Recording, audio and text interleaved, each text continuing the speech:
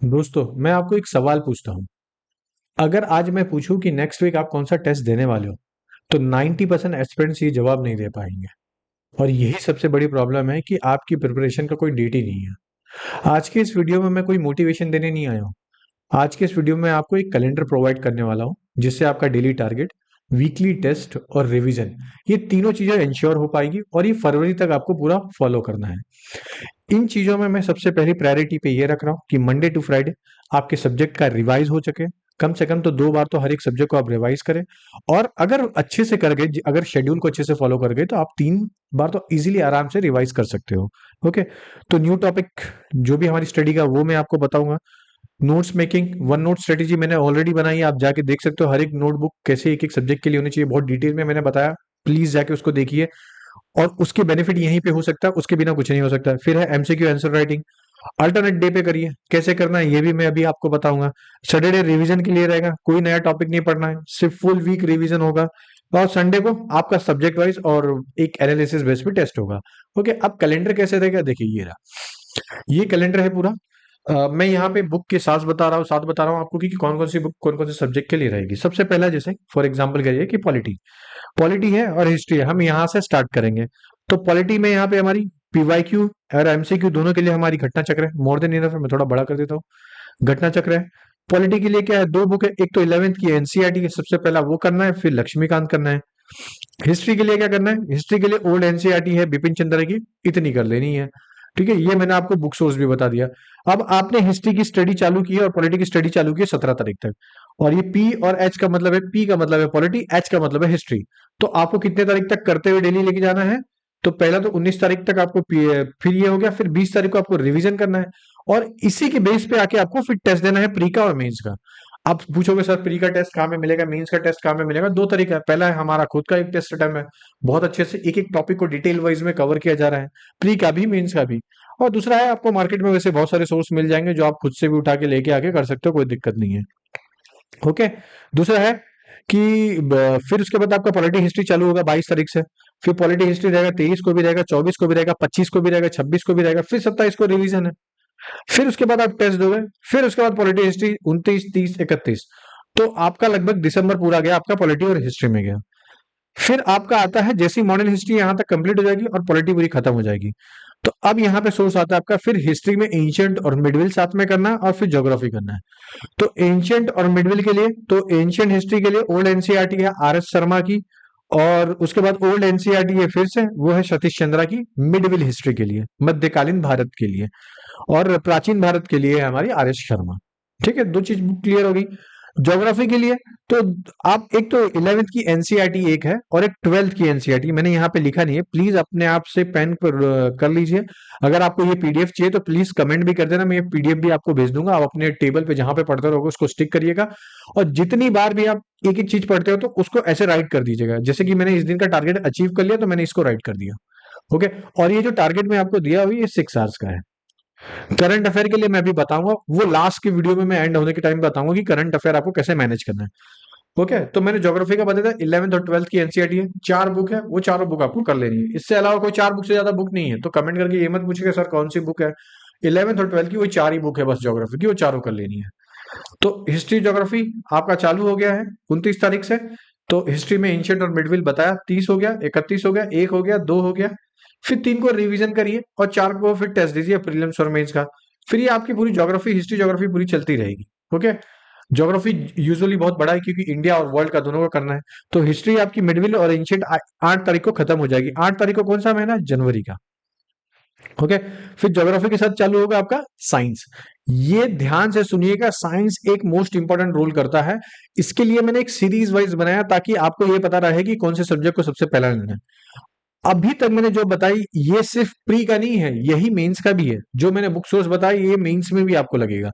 बस आपको ये करना है, जिस दिन आपका रिवीजन रहेगा उस दिन आपको आपके पीवाईक्यू उठाने हैं, मेंस के भी और प्रीलिम्स के भी। और वो दोनों को एनालाइज करना है। ठीक है।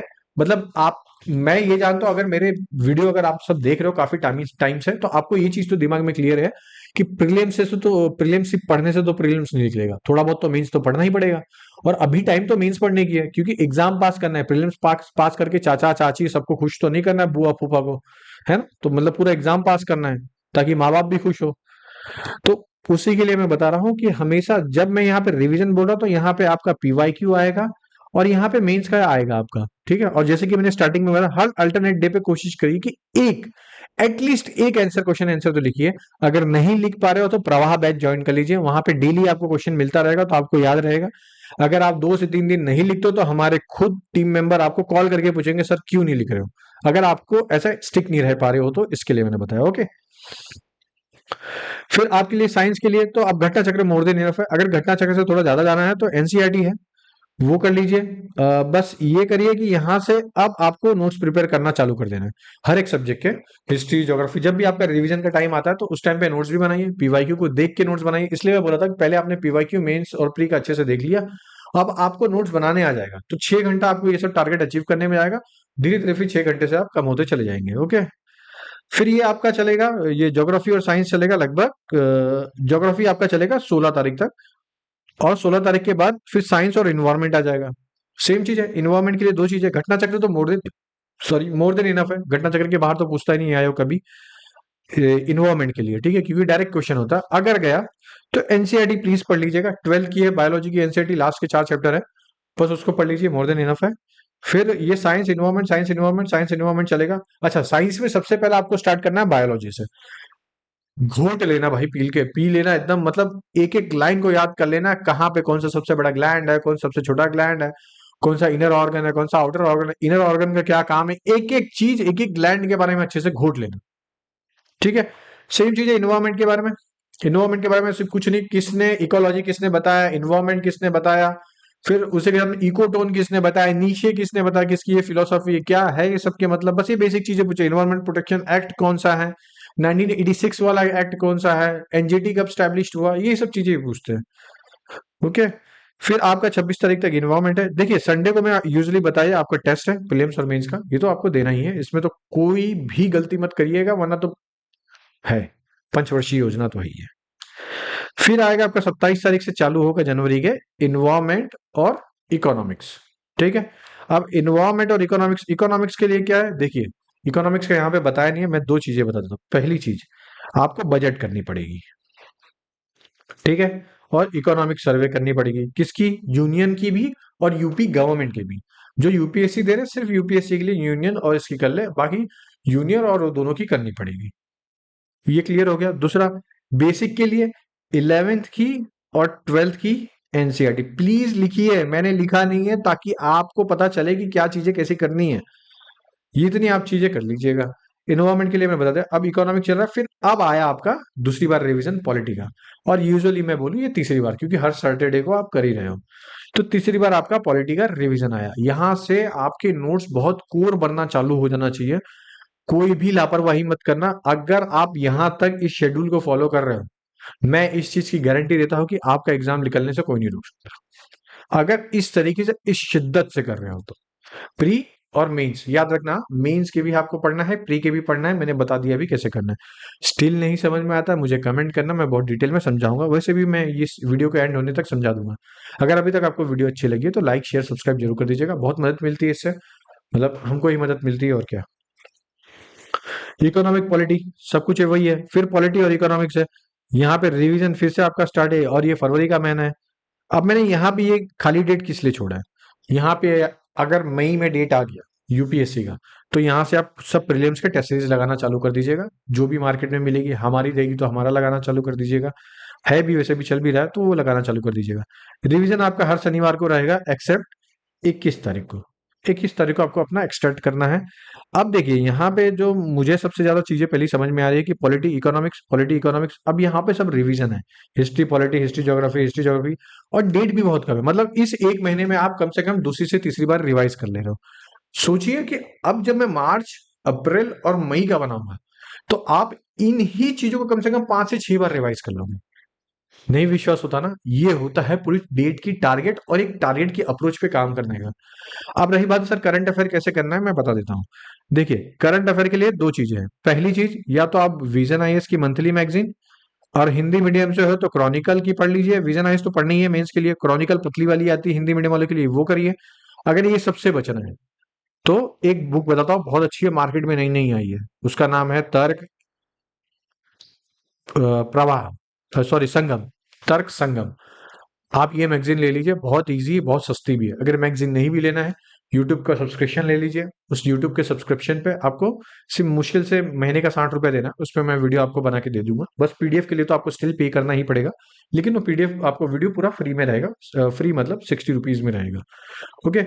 अब बात आई कि सर ये कैसे कैसे करना है। देखिए, प्री और मेंस, मैं एक एक सिंपल सी चीज बता देता हूँ। अगर आपका मेंस अच्छा करना है तो प्लीज इस शेड्यूल को फॉलो करिए, डिटेल में पढ़िए।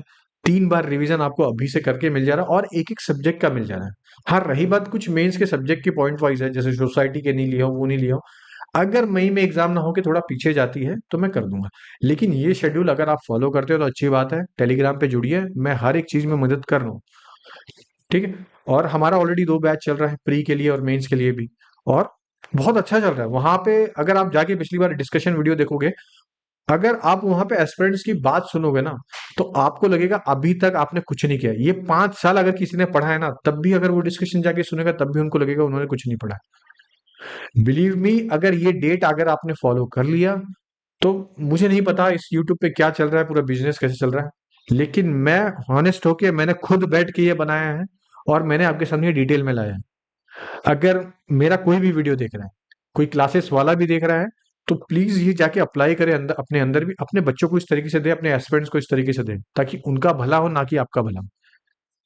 बाकी आपकी जैसी मर्जी, पूरा साल बचा है, सालों साल बचा है, करिए, कोई दिक्कत नहीं है। ओके दोस्तों, बस मुझे कमेंट करके बताना कैसा लगा वीडियो, और इसी के साथ में प्लीज लाइक, शेयर और सब्सक्राइब कर देना। ओके दोस्तों, चलिए, जय हिंद।